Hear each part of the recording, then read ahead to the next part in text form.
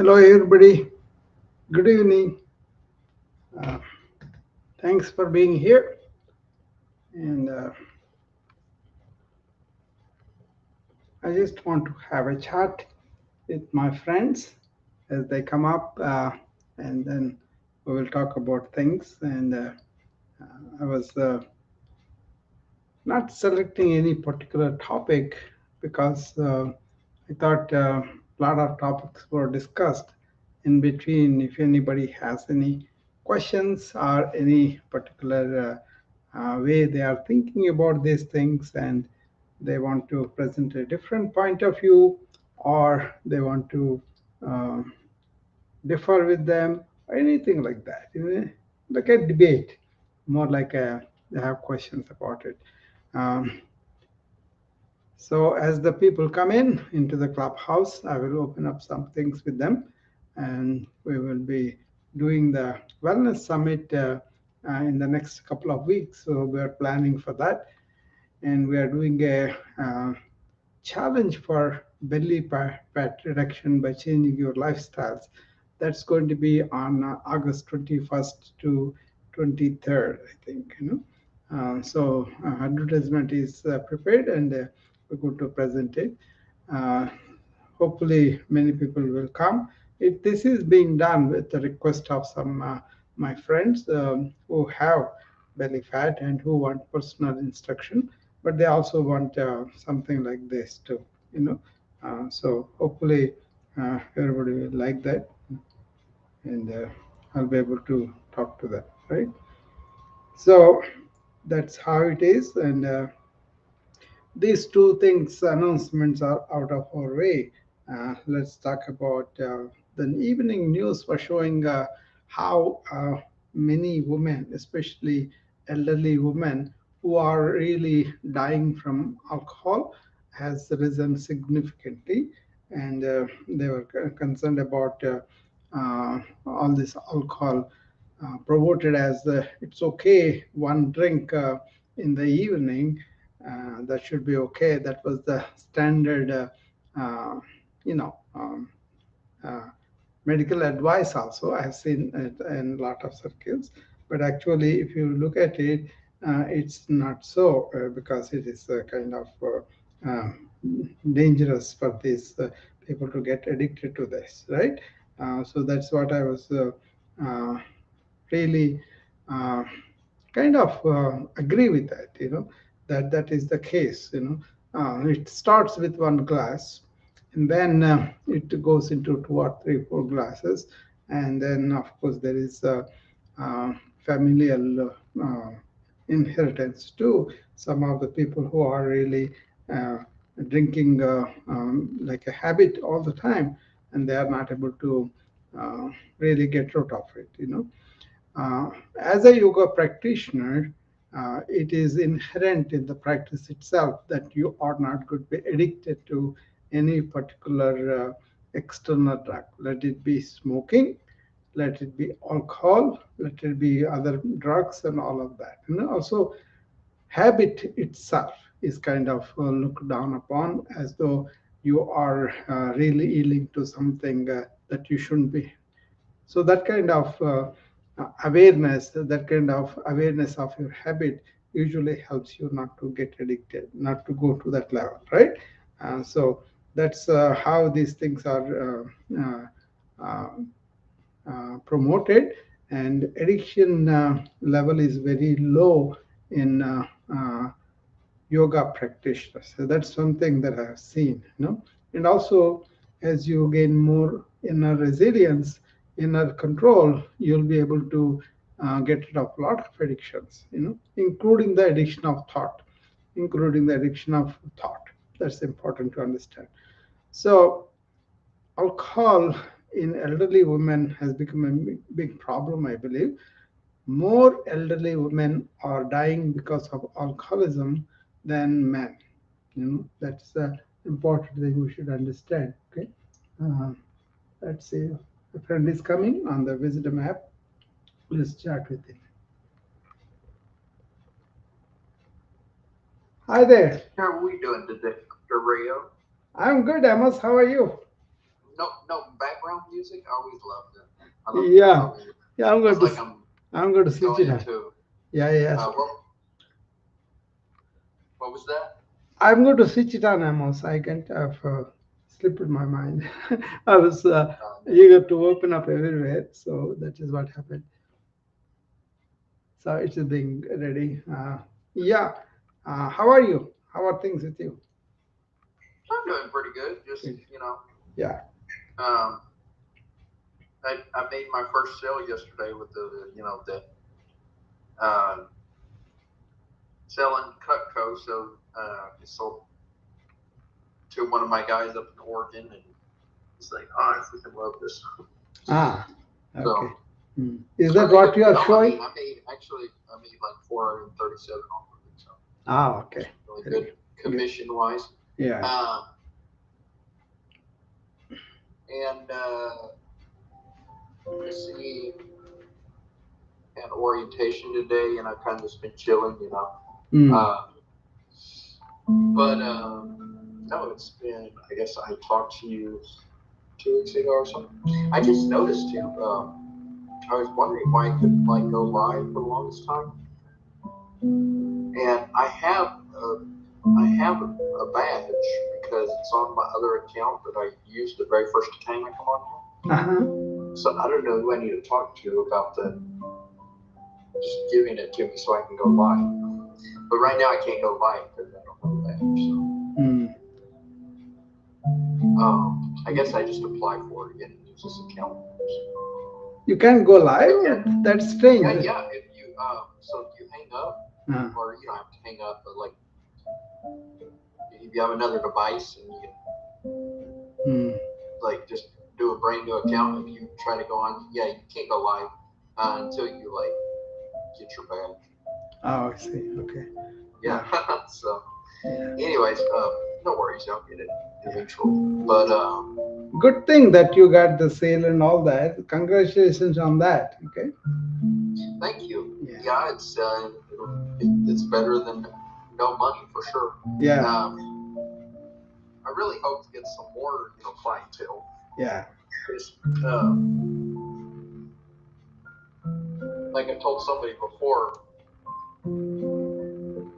oh, I hear the music. Excuse me. Yeah. Um, like I told somebody before, if I find the right person, I can drain their pocketbook a little bit because we got awesome, Yeah. we got good products and it's good quality. We have like forever guarantee, so Okay. so one of the knives like fall apart Uh-huh. or something, then yeah, we just send you a brand new one. It's free of charge. I see. So that could be one knife, two knives, three knives, four knives. Or if you have a homemaker set, you really need a whole replacement, we'll send you a whole replacement. So yeah. Mm. But anyway, so that's what that's going. Okay. How's the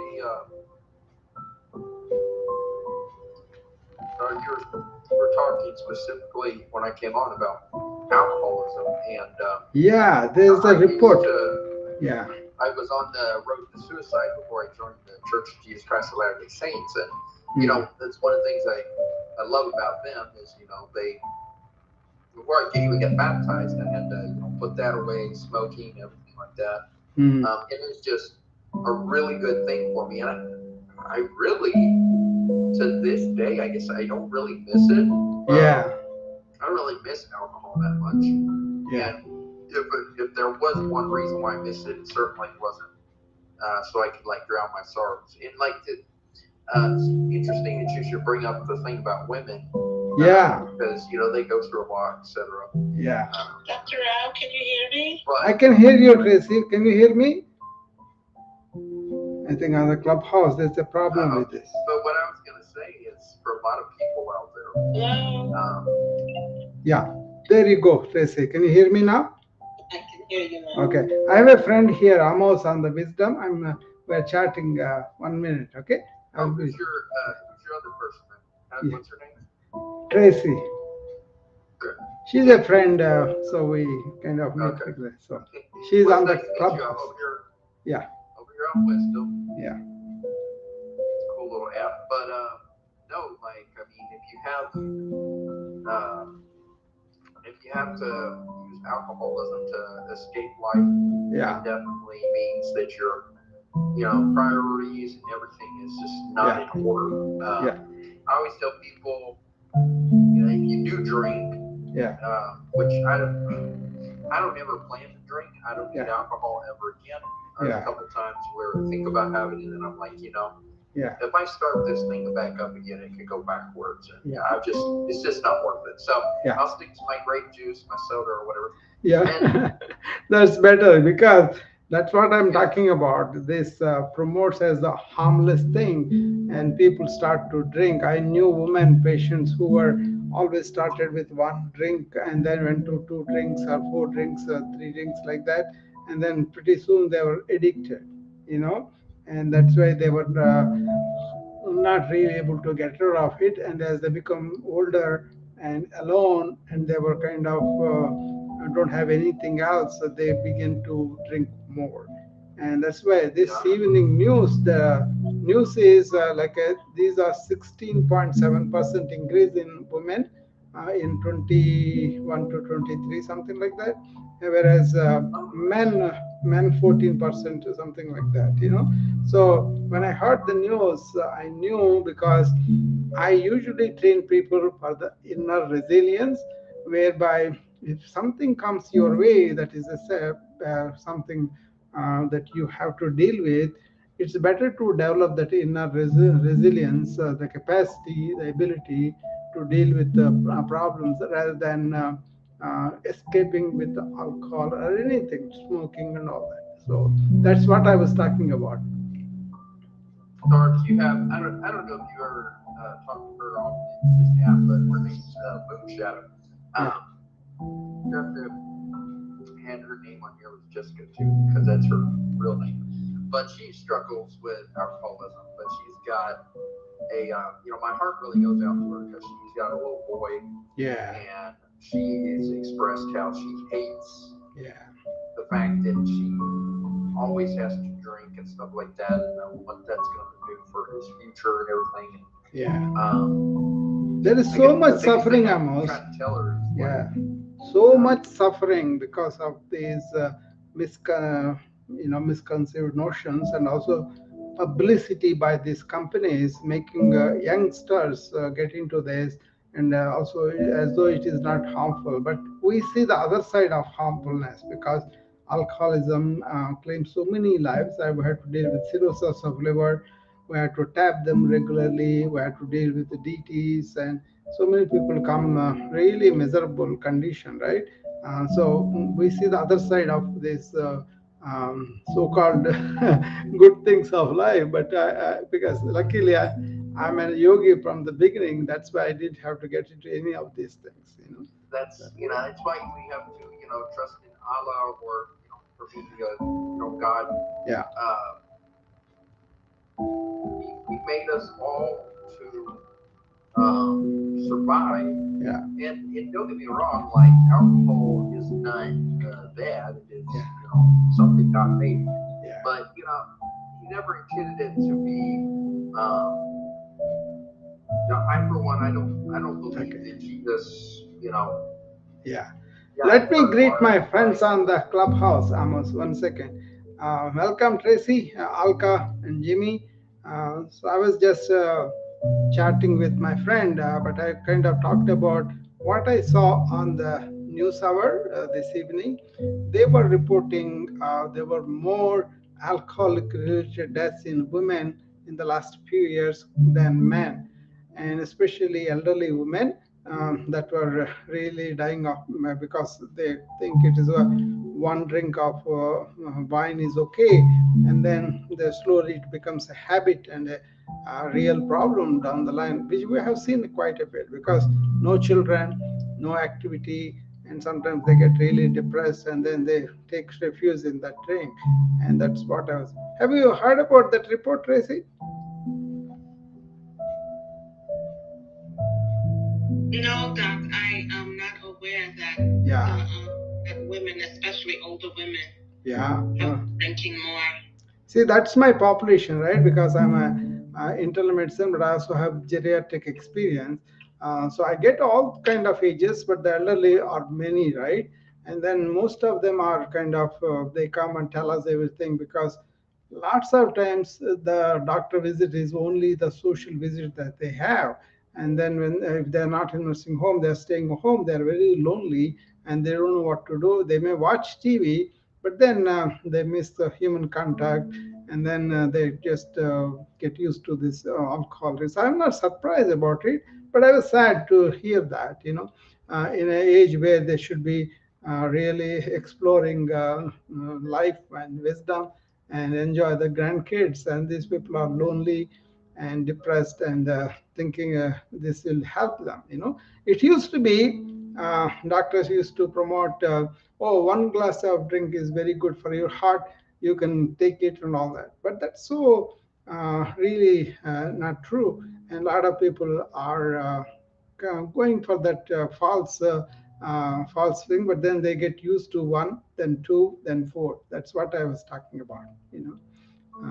Alka must be knowing about this because she deals with the elderly population also, right, Alka?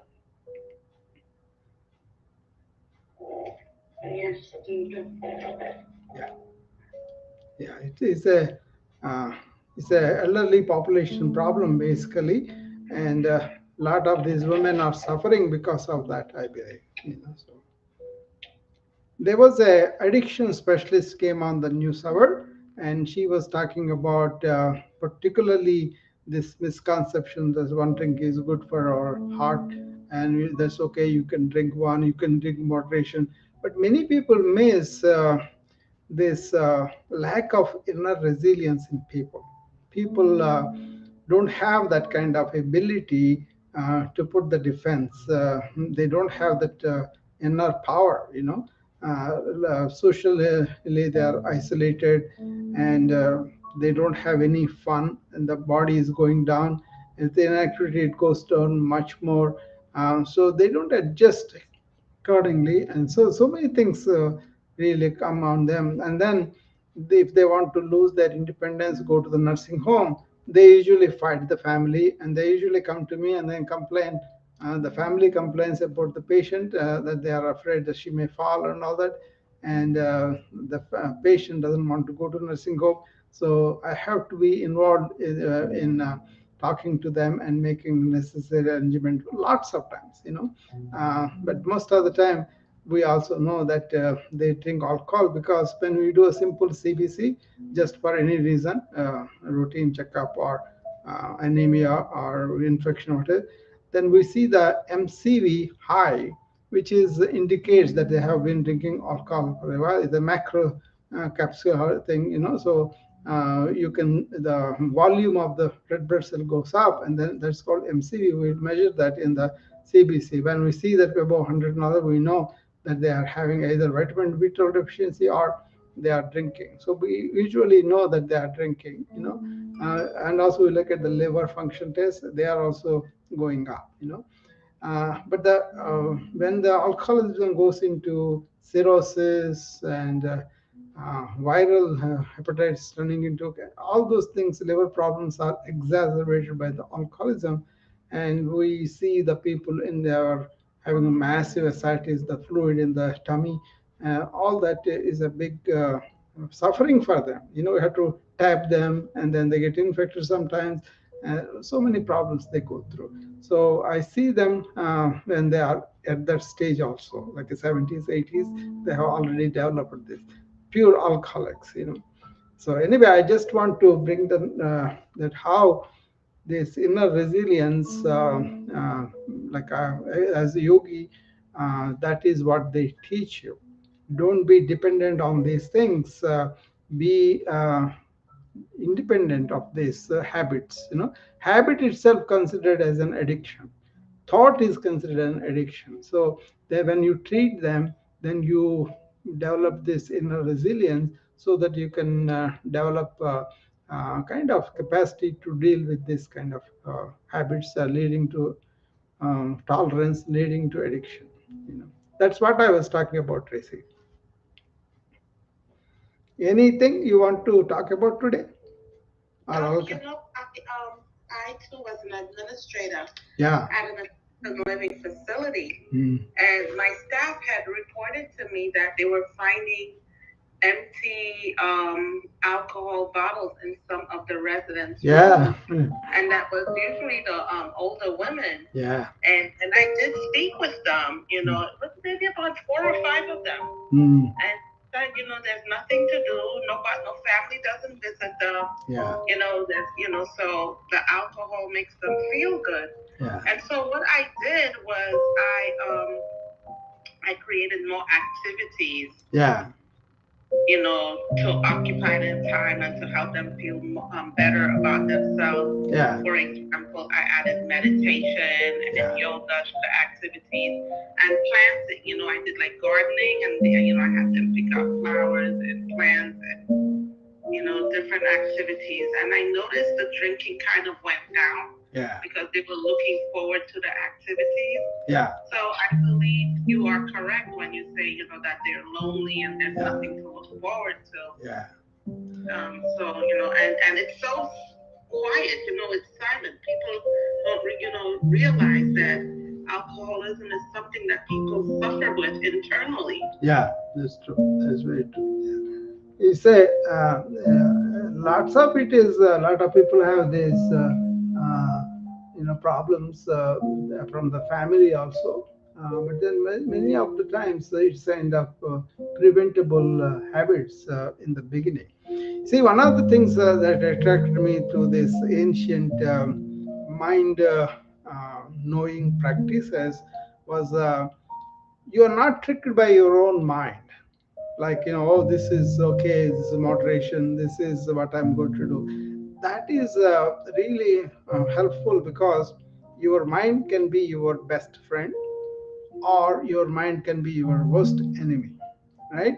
So there's a self will, and there is a way to reshape your thinking. Suppose you are thinking like oh, just moderation is okay, I will drink some, and then later on I will be able to stop it.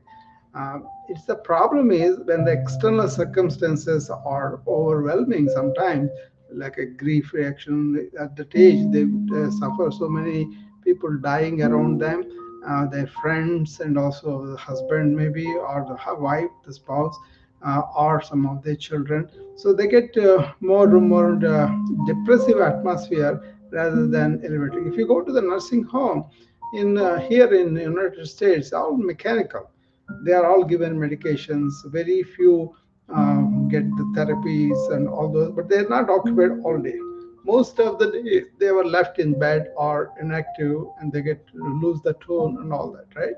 So it's not like a quality of life that is can be done in the nursing home, because nursing home have their own burdens with taking care of the patients, making sure they are not falling, they are eating, they're participating and all that. They cannot do like the family, because they have a job to do too.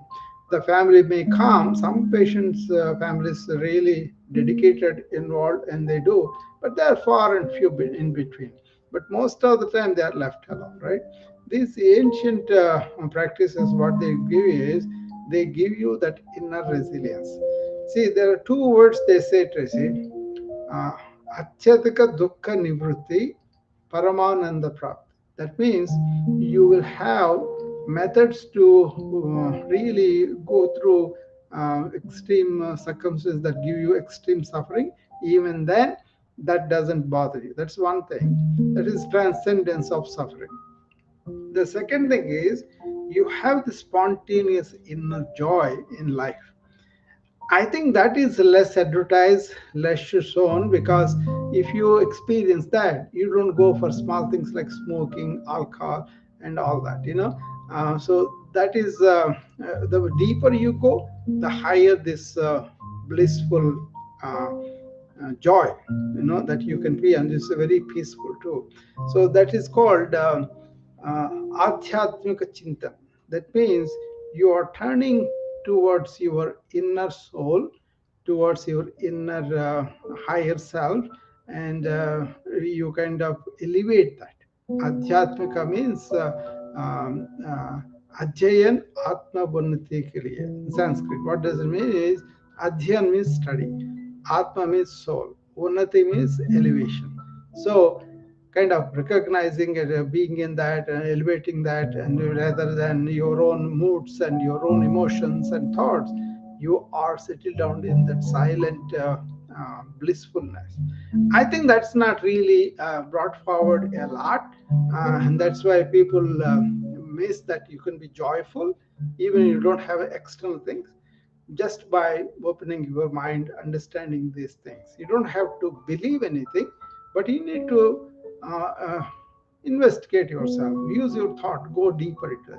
Most of the time, people may not have the time, or people may have conflict with the external work and their own thing. So, getting this time to spend and then go inward, I think is a blessing in that sense. Because what seemed like a lot of sorrowful things for me before, now they don't seem at all. And then on the replacing that, this inner joy. That is something I always report. I'm joyful, blissful, peaceful, harmony, and all that. That's not a something you have to imagine or you have to develop. It happens. It happens and comes out. If that is there, who will go for this? You see what I mean?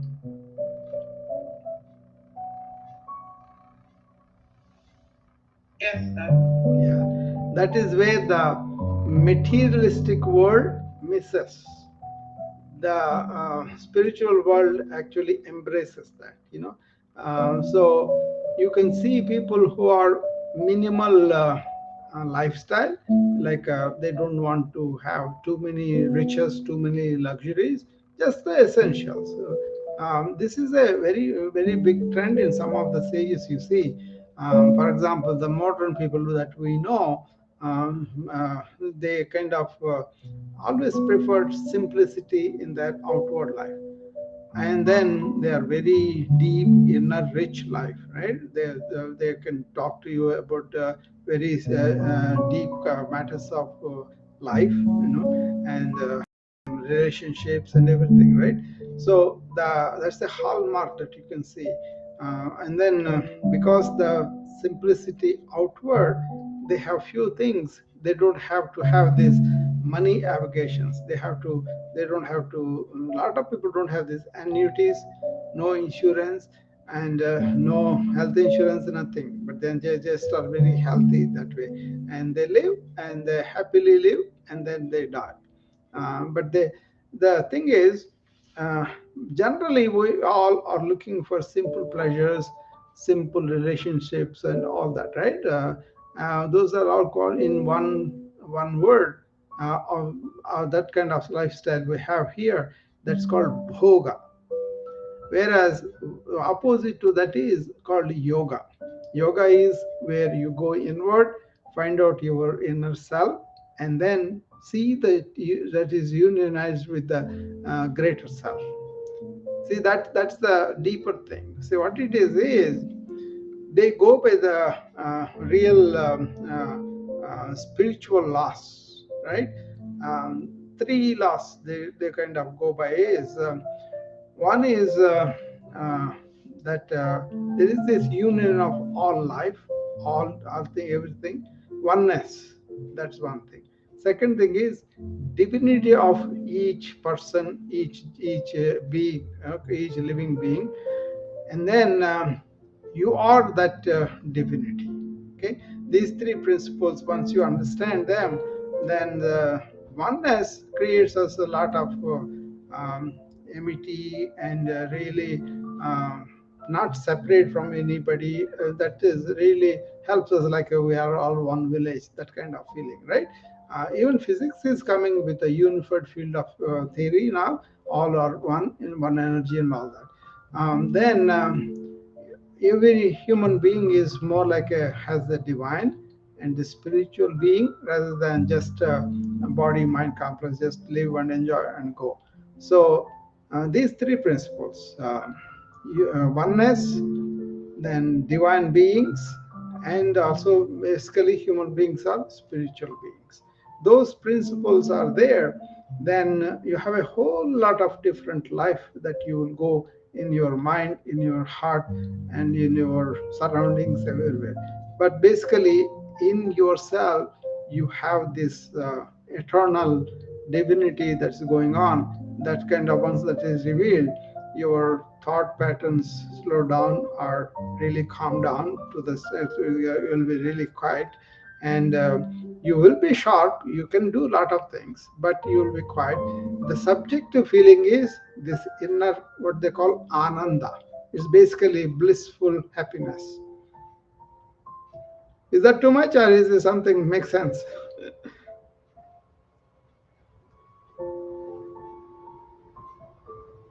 That makes sense. Yeah. Talk to me about it. What do you feel? Okay. Hi, Dr. K. Welcome. Nazli is also, I will not her if she wants to come up.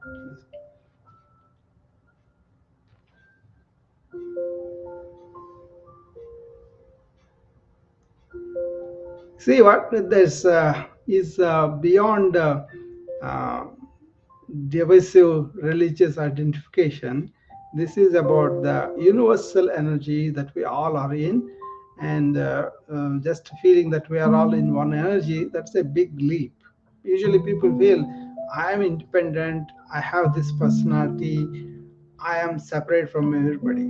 That's like a illusion, right? And then once you realize the illusion, then it will be much easier to go inward, and then they kind of work on their desires, work on their illusions, work on their pride, and also associations, relationships, and all that. What they basically do is there is this. I described this to my wife and my sister. It's called 7Ds. All the 7Ds are number one is first is false pride. Pride in Sanskrit is called darpa. That's the 1D. And the second one is uh, delusion, that we are all separate, right? That's the second one. And the third one is how you renounce many desires but channel them to only the meaningful one for you. That is renouncing the desires. That's the third D, right? And then you also overcome this attachment. That means you are detached. You are not really clinging to things. That's a problem for us. We cling, and then we kind of fearful that's going to go away. So that's the fourth one, right? And then the fifth one is being detached, not having too many desires, not having this false pride and delusion. You sit down in what is called dhyana. That means meditativeness. You turn inward and then really follow the thoughts, and then slow them down and go the thought beyond the thought. That is the dhyana. So somebody sitting there, they have this uh, Dvandam is that's a pain and pleasure principle. They may not react to pain and pleasures in different ways. They react in the same way. That is the sixth one. And doing that, all this meditativeness, they march towards their goal of getting this small self to the bigger self union. That is yoga. So all the 7Ds. I just made that mnemonic by myself. It's maybe silly, but then still I wanted to make it easy for people to remember. So one time I usually torture them. I ask them, "Oh, what is the 7Ds and all that. But just to make sure that they are remembering it, and then help them to understand a little bit better. But for me, these kind of things really help me to have my understanding really stabilized in that. You know. So this is what they do. Basically, if you go to any real sage, he won't say, "I'm going to cure you this, I'm going to do this," and all that. He will be in what's called dhyana. That is deep meditative awareness. He will be sitting down. He will not be involved in regular affairs. He will be always doing stuff that is needed, but he will do in silence lots of times. And also, he doesn't respond to pain and pleasure that like we do. They're beyond that, and then they're also not attached to everybody or anything like that, and then they don't have any misconceptions in their mind. So they have a tranquil, easy life, and then they will be mostly compassionate, kind, and helping people. Right? They have the dictum: we want to give, love, and serve. Those are the things, because they are with the larger aspect of life rather than just a self-centered activity. They are involved in world peace, they are involved in global affairs and all of that. They always talk about world is one family, right? So this is a beautiful life once you becomes 50, 70s. Like it used to be like that, it's not there anymore. And then all the elderly people were respected because they had this wisdom. They don't react like us. If something goes wrong, we can get irritated, and but then the world elderly people don't get irritated. On the other hand, they will be very calm and quiet in the crisis time, so that gives a lot of help for the younger people, and especially the children. They guide how you can be solving problems instead of being temperamental, that kind of thing. So there is to be a system where the young people go and study, and middle-aged people go on and the living, and the old people will be retiring because of the body and all that, but they have real wisdom, so they were able to sacrifice a lot of these pleasures that we have, like going movies and all that, but they are there to help you through the life. Suppose a youngster doesn't know what to do, suppose he breaks up with his girlfriend, he's heartbroken, they will help him quite nicely. They don't take it out on him, that kind of thing.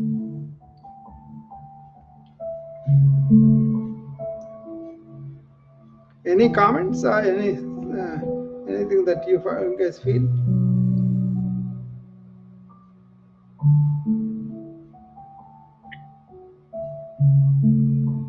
I mean, it's very interesting that, Charles, but how do we make that shift? How do we Yeah. bring that awareness about and, at least attempt Yeah. to, First of all, we have to live that life, and then present it. Like for me, that's what it is. If I'm not living it, then I don't have a right to talk about it, right? But once you live it, then you can communicate aspect of. For example, I'm a modern person, brought up in India in a modern way too, and then here also that kind of life continued. But then I found this ancient wisdom and just understanding. I don't say that you have to follow any particular ism, because I don't belong to any ism or any religion, right? But I'm spiritual, means inner understanding, investigating ourselves, that kind of thing, right? Once you understand, once you find all the human beings are in the same energy and we are all one, then you live like that. You don't have any divisions or separations, right? So what it is in the modern life, if we go only technology, only outward things, we have a lot of stress.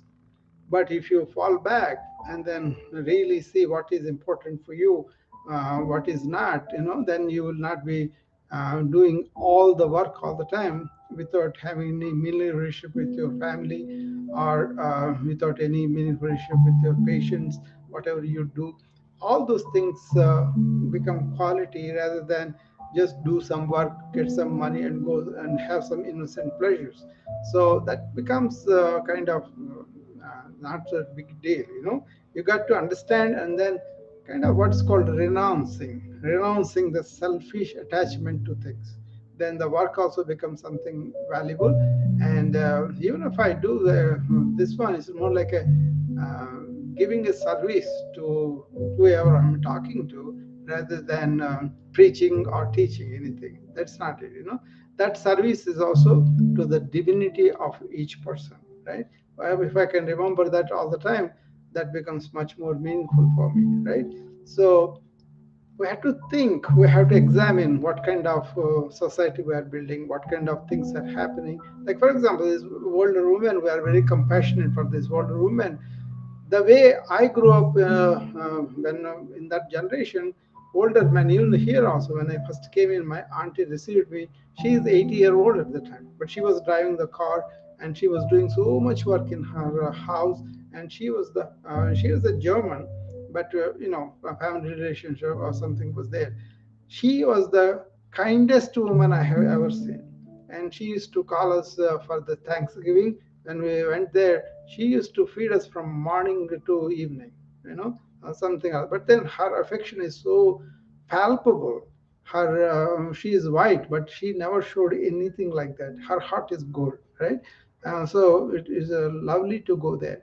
That kind of people, she doesn't have any habit of anything. She was taking care of a cat and dog and a husband, and she was taking care of a lot of household stuff. She was taking care of the garden, and also she was involved with a lot of things that we are doing, asking what is happening, what is going on. She is very involved.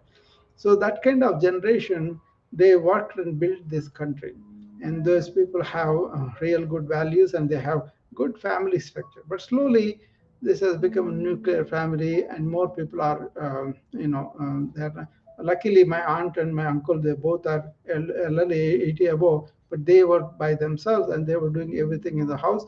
They are mentally very alert and physically were able to do everything. So they didn't have to go to the nursing home. But then they don't have any children, right? So I got all the affection of the son for them, but then that generation has changed. Now it's more like a make some things, and then those things are it's kind of, that's the only value you have. Just make more money, more things, and then spoil the world with all sorts of things, and then don't have the love that which Dr. K talks about all the time. That is missing. That is spontaneous in spiritual people, Tracy. So we have to really look at ourselves as we are now, and then examine why we have become like that. Is the conditioning, is how we are raised, how we are educated, culture, all those things. And then understand how some human beings are spiritual, living with themselves and having understanding all, especially the mind, how it works, especially the thought, and then really understand that's only a faculty. We can use it, but should not be separating us by separative thoughts and all. So then first live it, then show it, and let other people grasp it. And if you have questions and all that, you can take time to explain to them. But this doesn't come by teaching or forcing people. This comes with affectionately sharing and living it and showing it to them. This is good. Say addiction, for example. I don't smoke. I never smoked. I don't drink any alcohol. I used to take once in a while wine, like 10, 20 years ago. But then after I started this medication and all that, even the smell of alcohol kind of makes me dizzy. So it's a good way to completely, because I'm a doctor. I used to be called for all sorts of meetings and all that, and they used to taste a little bit of wine. But now I can't even smell it. You know, I'm happy. I don't have to drink anything because I'm happy inside, and that comes out outside. External circumstances may be difficult for me sometimes. Even then, this Achyadika Dukkha Nivritti means, Dukkha means sorrow, Dukkha means suffering. That is Nivritti means is gone. And that is gone. Not only that is gone, but you have Paramananda. Extreme bliss is possible. Thank you, Doctor. I love it, and I use wow. Yeah. Wow is what I use for is wells of wisdom. Yeah. So Tracy asked a question, how we do that? Oh, I'm gonna give a simplified algorithm for Tracy. Okay? Now, the easiest way will be Tracy will only do something that is eternal truth. Yeah. We make a deal to do that, yes. Did you miss the three things that I talked about, eternal truths, earlier? Dr. K? I told it, but about Ananda, I have 3 notebooks that I write in a pen. Yeah. And on my own self-discovery, I ended into the four anandas into Sanskrit. Yeah. And then chocolate causes bliss because there is a molecule called anandamide. Yeah, yeah, yeah, yeah, Now, I'm going to make it simplified because we don't have time. Because I don't love any person in humanity to suffer yeah, what is given to him with Yes. him not knowing and suffering. Yeah. This is how we're going to do. For example, Tracy wants to change it today. So I come up with 4 T's. The first T is total truth transformation today. If Tracy is dying tomorrow morning, what does she need today? Yeah. Today is the key because we have to deprogram the subconscious mind from the illusion of habit. Yeah. How we do that? Once you know the truth or illusion far away, how Yeah. we do that? Is Tracy a body or a spirit? The Yeah. answer is she's a spirit because the body is gonna die. Very good. What is the most important that the spirit need? Unconditional love. To whom? To the soul, to the self. Means to everyone. What do we call that spirit in one person's life? That is called quote unquote I am. That is a spirit that never died. Tracy is that I am, which has no form, which doesn't need food, which doesn't need money. The moment Tracy loves that I am in her, Yeah. she is unconditional love. That is the eternal truth. Yeah. If you wish any wealth, $1 trillion, what you gonna do? You don't need it. Right? So that will make you free. You're gonna say this, I am not the body, I am free. When? Right now. Why does you know? Check yourself. Because when you go to shower, Yeah. wash your body, look at the mirror, ask yourself, why am I looking at the mirror? You are looking at the body. This is illusion. Tracy is not the body. She is the I am, the awareness. The moment you focus on that, you are free. When? The moment you wake up from a dream or illusion or sleep. That is what I love to say. And Tracy, you got the treasure in you. You got it. Yeah, these are the three. I agree with you, Dr. K. These are the three. I will repeat it again. I said, first of all, oneness. That is Bodha, Bodha me ekata. That means in this knowledge of being, human being, that is, we are all one. That's the first principle. Second one is that being is divine. That comes into the body and then sparks the body and mind into activity and everything. So that is, human beings are divine, clothed in body mind. And the third thing is you know that you are oneness, and you know that you are kind of okay, and then you will not be clinging to those temporary things. That is called not having this attachment, but more in detachment of these things that are not permanent. But what is permanent is your thing, and basically you are spiritual being. The same thing Dr. K was saying, the three principles were specified in the ancient wisdom. All the systems are towards that. Yoga is not about just making the body healthy. You have to also, because it's like a temple to your inner divine being. That's the spiritual being. So human beings are not body, mind, materialistic only, but they are spiritual beings to begin with, and that brings all the dynamism, everything into the body and mind.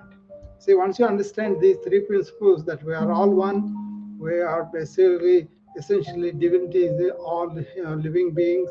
And third thing is, human beings are actually spiritual beings. If you understand those three, and then you won't have these silly, selfish attachments.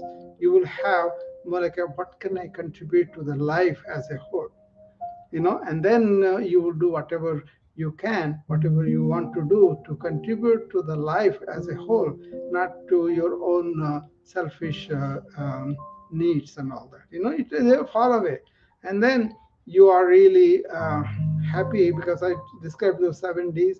If you examine that, you are basically meditatively aware of all this going on around you, and then you don't have to sit down and meditate mainly because of that, but you will be in beyond the meditation in that awareness, because all the movement of thought has stopped, stilled. You are in silent, and then you're operating. That's why there's the joy and everything comes. They describe that existence, consciousness, and bliss all together. What is existing is our inner spiritual being, and that is the soul, they called it. But you don't have to call soul, you can call energy, consciousness, whatever, awareness we call it. And then that is itself is a conscious thing, right? We are aware of it, we are conscious about things. And then that is the same ananda we're talking about, all the same thing. See,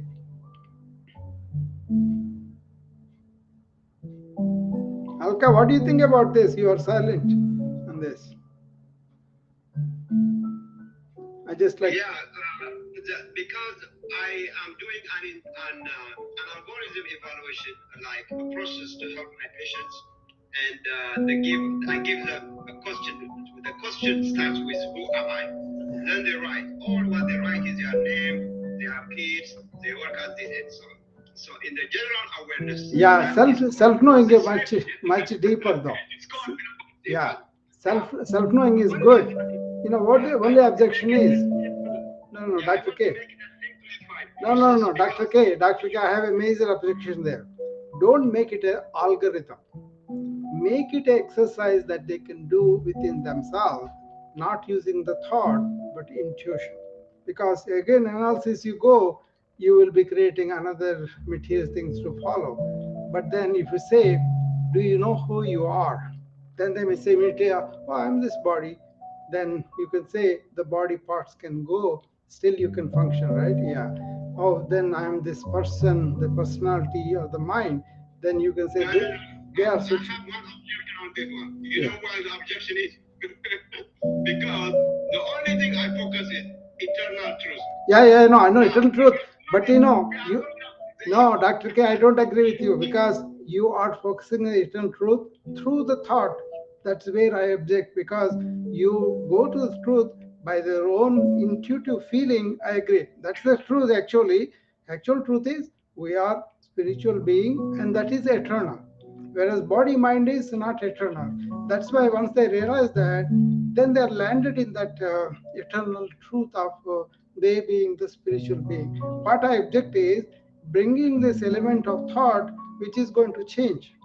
So if you ask people to change themselves by thinking, that is the problem. But if they think, how do you feel as a child? I feel I am. The same feeling you have even now when you are old enough. So that is a intuitive feeling. This is a major thing in the philosophies because lot of psychiatrists, lot of religions, they employ thought to make people change. Whereas this algorithm is also essentially that is what you are talking about. But the truth is, we are spiritual beings. But do you feel it? Do you realize? Yes.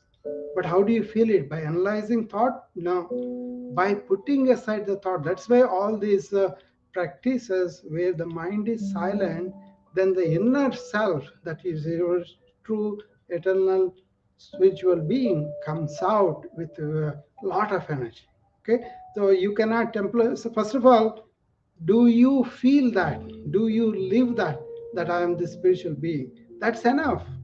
That's enough for a lot of people. But then when you invite them, you can take them step by step. Actually, there was a actual talk happened. Then this talk happened, this sage gets one person in front of him, just like you said about a patient coming in front of you, right? They start with uh, who do you think you are? Then immediately he says, oh, I'm this body, I'm this in front of you. Then the sage says, suppose I take off some of the limbs and all that, will you still be there? Yes. So it's not the body but something inside, right? Yeah. Oh, then I'm this person, the personality, this thoughtful structure and all. Then he say, but the thought change all the time and you are not the same from morning till evening. Yeah, so it's the changing thing that's not really you. This permanent eternal being is you. Then he leads them to realize by himself that there is a hidden spiritual being that we don't feel, we don't realize, even though we know I am. coming to that spiritual being. Same thing we're talking about, but we are just talking about the method. So this is why a lot of psychiatry people cannot really fix problems, because they are acting on the superficial layers of the thought. But if you go deeper, the validation is this: how is your mind? Are you silent for a long time? Because you are silent, the inner energies all come out, and then you can feel it for yourself, where you are in your real being. And that being is in everybody, in Dr. K, Alka, Tracy, Dharni, everybody here, everybody we see, it is there. That is where we are all equal. So my thing is, don't employ thought, but employ your intuitive awareness. Then you will realize who you are, not by somebody giving you some formula, but by your own inner quest. And that is where all the spiritual practices are oriented.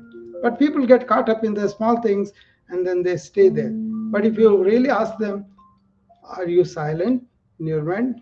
No. Always running, always having some kind of ego coming through. Oh, this is me. Who is that me? It's not your inner spirit. It is your ego personality that you built it up. And you're always stuck in the thought. But this energy I'm talking about is really there when your mind is silent. It's like a lake. All the waves on the superficial layer of the lake, they are moving around. But then when it is really quiet, clear, and then you can see what is below the lake. The same with the mind also. If it has superficial waves going all over, you cannot really. That's why you watch the thought. You cannot really put it down. The thought. All you can do is be with it, watch it, slow it, and then come to one thought and stay with the one thought. The dhyana word. Once you are there, then one thought you can really transcend and be really immersed in that deeper silent samadhi. And that silence, in that silence, lot of intuitive um, insights happen. And also this real self is revealed. Once that is revealed, there is no subconscious. Everything washes off, because there is a clear difference between body, mind, and the spirit. The body mind is like a body external tool, mind internal tool. Both have their own role, and then they're gone. And then once the one body is able to really not having any real increments, real problems, then the mind becomes silent. That inner self already there. It's like a darkness is there, light, you kind of light it up, all the darkness goes one side. Once you intuitively realize and feel this inner self, all your ignorance and the darkness will go away. So those are the practices that were there. So Tracy, what you do is, yeah, We end up into unconditional love. Yeah. Is the only energy that we keep with our soul and spirit. That's absolutely true. That's That is the absolutely, treasure we seek for. That's yeah, it. that's absolutely true. That unconditional love is there, because there is no conditioning instrument of mind there. So it's absolutely true. That is so relishing for you, and then you can give it to other people. You are not asking anything in return. That is the unconditional love Dr. K was talking about. Is absolutely a quality of energy, quality of our feeling, quality of our, however we see it, and that ebbs up, comes out, because you are already filled with it, content with it. And that is the moment you bring in this thought algorithms out there, that means you are employing the analysis of thought, then you are not really getting into that energy. But once this are silent, then it comes. Then that energy can use the thought to do things. That's okay, but not through the thought though, because that is where the fundamental problem is. Modern society, thought is used for external scientific things, external objects, external life, and all that, but not for the inner things that we have. as spiritual beings. That unconditional love is absolutely true, because you see the oneness, what it is if me and you are the same at that level of being, how can I hurt you?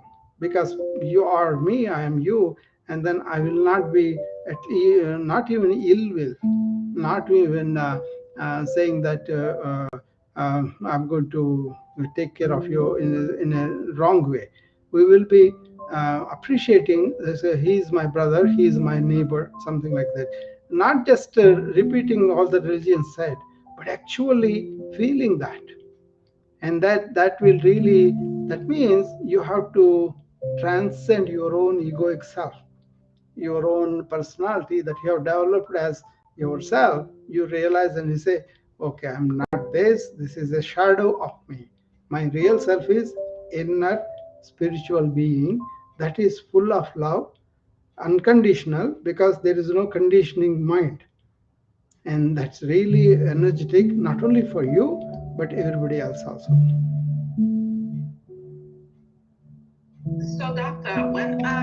Rao, when I ask this question, I Mm. mean, I know you know, and I'm pretty sure Alka knows as well. I know Dr. T is aware of this. We are all spiritual beings Yeah. having a human experience. We Yeah. are aware of that. Yes. But if you were to repeat that to the average person, Ah, I don't think they would really understand that. exactly. So when I ask these questions, I ask for the novice or for the Yeah. average person, Yeah. how do you break this down to them, or how do you You see, introduce there is no this hurry. concept? There is no hurry, Tracy. What it is, that's why I said, first live it yourself. And then actually, we don't have any business telling other people. Our business is us do our thing, our job, realize ourselves, live like that, And then, I see people on the street corner with microphones. yeah, I know. No, no, you see, these are kind of things very few people really interested in. And when they are not interested in, it doesn't penetrate to them, right? So what you do is you live it. You actually, I live in bliss, for example. I don't have to rave about it. I just say when decisions come. But generally, like I was in this room, they were talking about all sorts of things. Then I asked them only one question: do you have joy in your life? Don't tell me I have this money, I have these things, that's why I'm happy now. That is momentary. But this joy is irrespective of whatever conditions you have, it should be within. You may have economic problems and then you are going to work to resolve them, but you won't be miserable because the circumstances, or if the expenses are pretty good, you are all provided, everything there, and you won't be carried away by that either. That is the mind that does all that. When you are beyond that, then you are in true real blissful happiness. That's why I said those yogis who said, I found that indomitable, unconditional abundance within me. I'm content with that. I'm really happy with that, and I'm very fulfilled that way. Actually, that's what it is. They talk about forever fulfillment. Once that is there, all these external conditions are all really, they watch them like they are in a play, and they are playing the actor's role, like a witness. So whatever comes, you observe and then let it go. So that takes some time for people to do. So it is not about getting up there and say, okay, you listen to this. No, you enjoy that life and let the life come out. So everybody kind of, how can we change everybody? It's really not possible to change everybody. Only few people will take it, and then those people will actually have a larger impact on people with their life, with the things that they do and all that. But it's not having the propaganda, but living it. That's important. I mean, we have to life that we care about, who we love, but if we see they're doing things that actually hurt them, and you know and I know there's an easier way, there's another way where you don't have to be as stressed. Yeah, actually, when I encounter these minds of people, lots of times we can see that don't have a foggy study of the silence, or they don't have the foggy state of this blissful feeling I'm talking about, or the love, whatever, they kind of always reaching out for something and all that. So, in a sense, they are in suffering. So, we see that all the time. But then, if you don't know any instrument beyond mind, how can they receive you? So that's why you may have intentions, live it, share it lovingly, but trying to, that is the problem with the religions. They have read organizational thing, and they wanted to develop formulas or ways and all that. They have all failed because how much wars, how many things are going on. Even if you take in the same house, there are a lot of problems, right? But I kind of plead with my wife and other people who are so, so beautiful and all that. But then they will only receive what they can receive, what they want to receive. So that is something we realize, and then we kind of say that this is beautiful here and all, and then explain that, and then they may understand, take it, or if they don't, give them the time that they will do. Actually, there is a this is a educational process. They said some people come here with already university went there, so they realize these things very quickly. But some people come in the high school dropouts, like, and they have to go through the college and university to learn this. Some people in the kindergarten. Many of them you see in that kindergarten educational process in this matters, right? But you cannot force feed them, right? So all we have to do is we are in inner inquiry, we are experiencing that spiritual being, we are bringing out that unconditional love, we are really sharing them in a uh, not to influence them, but to share with them out of love. That's all we can do. Then what happens is we'll be peaceful, and also will be effective that way. You see? Yeah, that's what I love, that ETM. Yeah. Enjoy the moment, moment by moment. Dr. Ra always says the only time exists is the present now. That's it. Actually, that okay, then there is a term for this also, movement to movement awareness. Actually, if you look at it, this movement here, we are aware of it, and this is before we know it is over, we are going to the next movement. So we got to be able to discard the movement that we already done. So that is where movement to movement awareness is ever fresh. Actually, that is actual life. Anything else is in our mind. So when the mind is transcended, is quiet, then you can be in the present all the time. You don't have to make an effort. That's naturally so. So there was a comment. I think Ramana Maharshi said, he said something like, "Hey, you all are doing this sitting meditation, all that. You call this meditation now because you are allowing the mind to go different directions. So you want to control them. You want to bring them here." But if you are established yourself not in the mind, but beyond the mind in your spiritual being, then you don't need to meditate because there are no thoughts. You have transcended that. Also, so automatically your mind is quiet. And then the important thing is not to quieting the mind, but being established in our spirit, which is always moving to movement. So, because it's not time bound, it is eternal. Like Dr. K was saying too, I was also saying all the time, it is eternal. We don't stay in the eternal present. We stay either in the past or in the future. All you have to do is just take a deep breath and see that in the deep breath there's a simple thing they call it soham. Soham means aham means me. I am this individual spiritual being. You think it's not really individual, it's part of the whole spirituality, one self only. That is soham. So means that, and aham means this one, right? So once you have the sensation of taking deep breath and breathe out, that is what it is. The breath is coming into you, that is so that is coming, the universal life force is coming into you, and then you're letting it go, the limited feeling of I'm this body mind, but then you know that you are spiritual being. So the limitedness you are breathing out, when you take it in, you are taking the fullness. That simple mantra will keep you established in that spiritual being all the time. What it is trying to tell other people, educate other people, that's all mind. That means you are still in the mind. That's why it is like that. Yeah, I think we had a very good discussion today. Thanks, Dr. K, for contributing. Any other questions? I think we went beyond the 7 o'clock. Okay.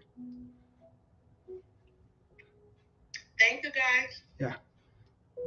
All right. We will see you again tomorrow then, Tracy. Alka, thanks for being here and listening patiently. Okay. I'll see you again tomorrow. Okay. Oh, by the way, tomorrow morning, Tracy, I want to remind you, I have the second part of this uh, soft skills in Raki's house. I'll be talking at 9 Central, 10 Eastern. Okay? Okay. Alka, you also, if you can come, that will be good. Okay?